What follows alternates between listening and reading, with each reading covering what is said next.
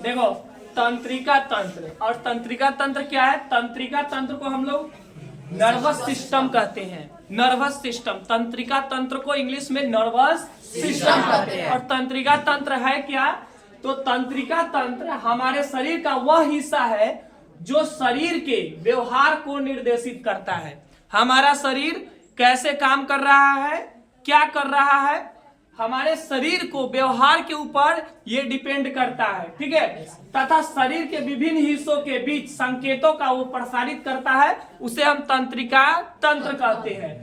तंत्रिका तंत्र दो है, ब्रेन यानी एक मस्तिष्क और एक स्पाइनल कार्ड यानी मेरुरज्जु जिसको कहते हैं, ठीक है। तंत्रिका तंत्र दो पार्ट्स, मस्तिष्क और कौन? मेरुरज्जु।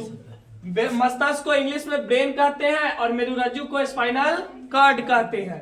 तो ब्रेन जानते हैं यानी मस्तिष्क, मस्तिष्क मतलब माथा, दिमाग।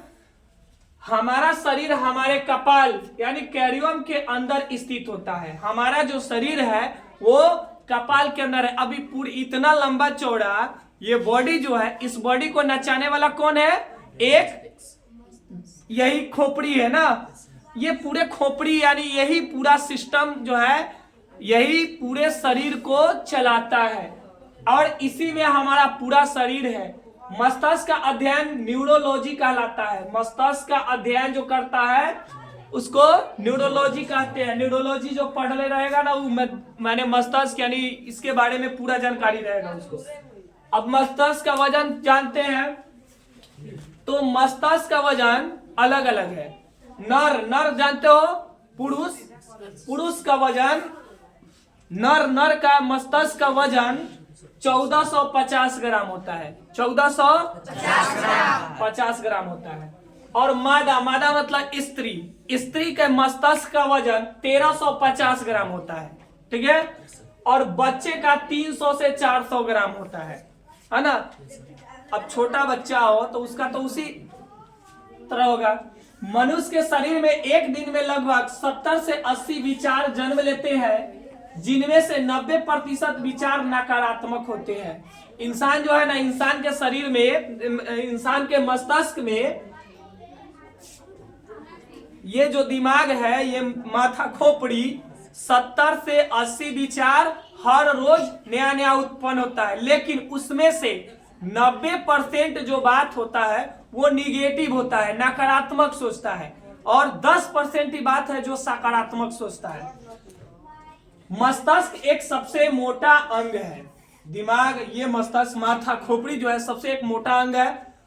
अब यहाँ का अंग, पीछे का अंग और ये सब में अंतर है। ये सबसे मोटा अंग है ना।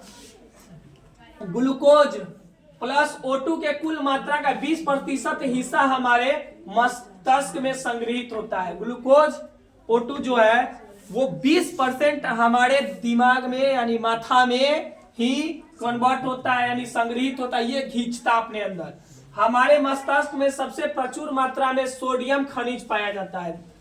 इंसान के मस्तिष्क में सबसे प्रचुर मात्रा में सबसे ज्यादा कौन सा पाया जाता है? सोडियम खनिज पाया जाता है। मस्तिष्क की कोशिका को न्यूरॉन कहा जाता है। मस्तिष्क की कोशिका को हम लोग क्या कहते हैं? न्यूरॉन कहते हैं। और न्यूरॉन क्या है? तो न्यूरॉन मानव शरीर की सबसे बड़ी कोशिका है। न्यूरॉन जो है मानव शरीर की यानी इंसान की शरीर का सबसे बड़ी कोशिका माना गया है।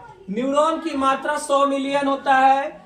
न्यूरॉन के पास न्यूनतम पूर्ण जन्म की शक्ति होती है, दोबारा जन्म की लेने की शक्ति होती है। हम जान लिए न्यूरॉन, तंत्रिका तंत्र के बारे में, नर्वस सिस्टम के बारे में। फिर इसके आगे हम दूसरे चीज के बारे में